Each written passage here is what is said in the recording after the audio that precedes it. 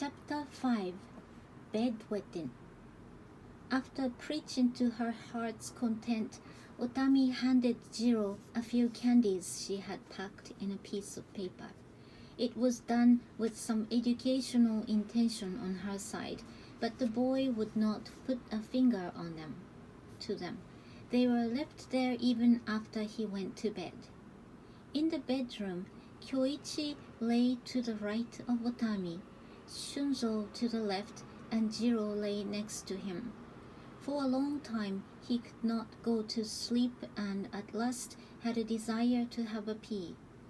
Back at the schoolhouse he always went to the toilet before going to bed, but did not go there that night. He was too preoccupied to do that. By and by it became almost impossible to endure the pain. He regretted that he hadn't visited it, but did not want to rise and go there. It was too far from the bedroom and he had to walk in the darkness along the long, lonely corridor. Besides, there were rats there which he disliked more than anything. At last he thought of a trick. He looked toward his mother with his eyes wide open. It was too dark to see through, but she seemed to be fast asleep. Jiro gradually edged to his brother and got his relief by urinating at his side little by little. Then he crept back and soon fell into a very comfortable sleep. Quite suddenly, his sleep was broken and he was dragged by the feet out of the mosquito net. It was his mother. He felt as if he were being suspended upside down. He couldn't tell what it was all about. "You should be ashamed of yourself," she said. "You are a boy of 6. When she finally let go of his feet, the lower half of his body dropped with a thud to the floor. He felt a sharp pain on the ankle of his right leg when it crashed on the threshold, but pretended that he was still asleep. He lay there without turning at all. All was silent for some time. "How disturbing you are!" Otami cried and slapped him on the buttocks, but he was lying there like a dead piglet. Then she switched on the light. Jiro felt something bright coming into his closed eyes and bent them. He gave a long groan and turned himself from the light, still pretended to be asleep. "Jiro," said Otami, "I already know you're cheating. All right, if you want to sleep so much, you can stay there as long as you like." She slipped into the net without turning off the light. Silence returned. Poor Jiro was lying there by the net, being bitten by the buzzing mosquitoes all over. He was unable to flee into the net because of his mother, who was watching him intently. It seemed that there was no other means than to put up with those merciless insects.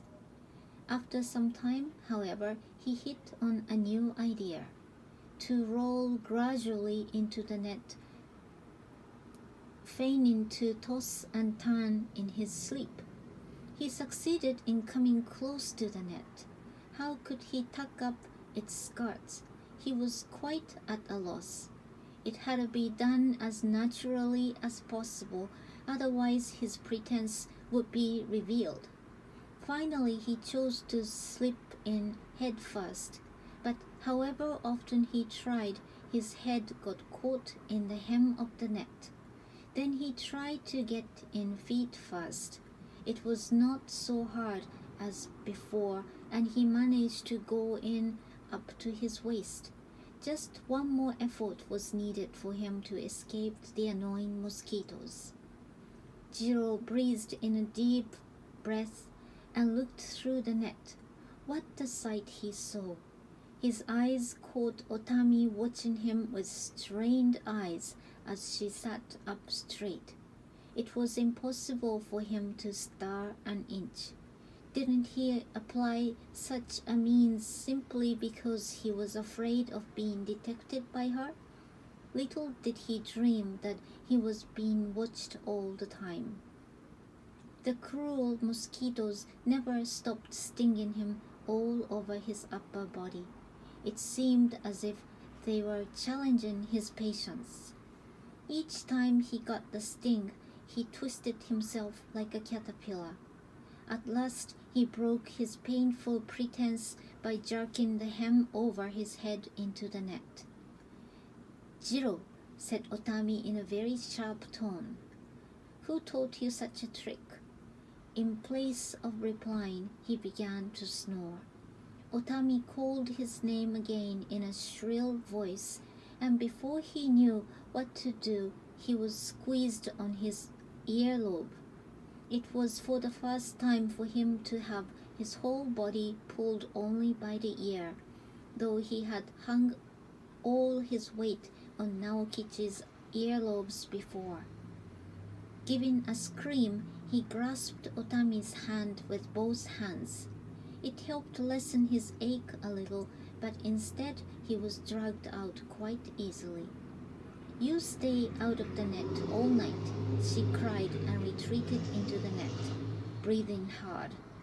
Tears streamed down his cheeks, but he knew no other way to go through the ordeal. For the rest of that night, he had to keep rolling to and fro under the persistent attack of the mosquitoes. Chapter 6. The Rice Bin. The next morning, Jiro was sitting by himself on the veranda of the drawing room, looking vacantly at the arranged stones of the garden. There was no sign of anyone present around. He heard his mother say, "Breakfast's ready," but did not stand up. She was apparently calling to his brothers, he thought, because her voice was heard faintly at a distance. It would be strange to answer to the call from such a place. Soon all the family seemed to have gathered in the dining room. He heard them chatting noisily, the rice bowls tinkling, the pan being scooped with a dipper, and other sounds. He thought somebody might come up to him, but even if he was implored to, he did not want to go there. 10 minutes or so passed, and so did another 10, but nobody came. On the contrary, it was his brothers who came up, rubbing their mouths with their hands. "Why don't you have breakfast, Jiro-chan?" said Kyoichi, his big brother, but he did not even turn. Jiro was just gazing at a garden in silence. "Yeah, you aren't going to have it. How stupid," said Shunzo, his younger brother, sneering, but Jiro ignored him. Then his younger brother toddled up to him, placed his hands on his shoulders, and shouted, "Yeah, fool," into his ear. Instantly, Jiro shook off his brother with his elbow. Shunzo stumbled over the threshold and fell down on the tatami floor. His cries reached all over the house. Very soon, Otami came up and asked Kyoichi what the matter was. "Jiro-chan pushed him down, mother," he said. "Jiro? Why did he do that?" said Otami. "I don't know, mother," he answered, looking between Otami and Jiro timidly. Otami, staring at Jiro's back for a while, helped Shunzo rise up and took him away toward the dining room. She did not scold Jiro, though. Kyoichi followed his mother and Shunzo. Jiro was left alone there again. All he could do was to see the garden as before. While he was looking at it, he fell into a doze before he was aware of it. He had not been able to have a good sleep the previous night, had he? All of a sudden, he slid down from the veranda. Fortunately, he was not hurt. He stood up and looked around, but nobody was seen. He felt relieved. Then he started for the bamboo grove which divided his house ground from the next doors. He lay down in a cool grove and soon fell fast asleep. It was a little past noon when he awoke. He was very hungry and thirsty too. He rose up and walked to the veranda very cautiously. Rubbing his dirty soles against the edge of the veranda, he stole his way into the dining room.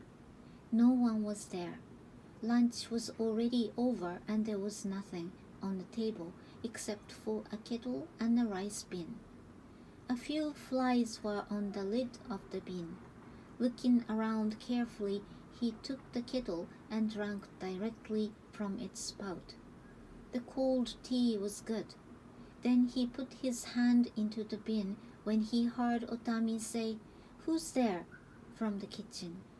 Jiro snatched his hand off, his 5 fingers seizing a handful of rice. He pushed the food into his mouth in haste and started for the drawing room too late. He was grabbed by the collar by Otami. "Jiro, what a boy you are!" she exclaimed with a trembling voice. Filled with anger and grief, she dragged him back to the dining room and sat face to face with him. "This is the very house where you were born," she said. "We are living in such a rural place, but ours is a respectable warrior's family." He had been told the same story so often that he felt tired of hearing it any more, though he was not old enough to understand what a warrior's family meant. "What shameful behavior! Don't you know you're the son of a respectable warrior's family? If you refuse to eat breakfast just out of your stubbornness like that, why don't you do that for 2 days, 3 days, or even more? While all of the family were eating, you stole away into the bamboo grove by yourself. Then at such an odd hour you sneak into the dining room and eat from the bin with your hand. Your rude manners really horrify me." As he heard Otami's preaching, he was shaking his hand nervously to dispose of the grains stuck around his fingers. "Look at your fingers," she said. "You should be a little ashamed of yourself." He stopped shaking his hand. "Jiro, my dear," Otami changed her tone. "You were born at the rising of the full moon on the 15th of August. Your father said that you would become a great man in the future, and so did everyone else. They say you would be a much greater than Kyoichi or Shunzo because you were born under the influence of such a lucky star." Jiro remembered that Ohama, the nurse, often spoke of the time his birth. He always felt a little proud when she said so, but was only discouraged when his mother made it. It sounded only empty. He felt an ardent desire to go back to that stifling room. "I don't have to be great," he said to himself. To live in such a large, cold house was disgusting. Whichever way he turned, he felt as if he was blocked out. "I won't allow you to go back to Ohama's house," she said, just like she saw through his mind. "I say this simply because I wish you to grow up to be a great man. Do you understand?" All he could understand was the fact that he could not return to his nurse anymore. In his sorrow, he shed tears down to his knees and hastily wiped his eyes with his fingers sticky with rice grains. Otami saw his tears for the first time since the night before and thought that it was as a result of her preaching. She rose to her feet and went to the kitchen to prepare lunch for him. His tears did not stop very soon. Shoveling his lunch into his mouth, Jiro snivelled again and again, which made wet the end of his sleeve as well as the back of his palms. He was served a bowl of rice and boiled fish. It was not easy to pick out the bones, but he ate as many as 4 bowls of rice. In the meantime, Otami sat by him because she thought it her duty as a parent, but her presence was nothing but annoying to him. If she had not sat by him, he might have eaten 5 bowls or more, but what irritated him most was that Kyoichi and Shunzo kept watching close by how he was eating his lunch. Otami warned them to leave once in a while, but they would not listen. It was another reason why he could not eat his heart's content. After the meal, he was made to listen to Otami's teaching again. As he did so, his tears came to an end and he felt somewhat easy, but in his intense dislike toward his brothers never stopped welling up from deep in his heart.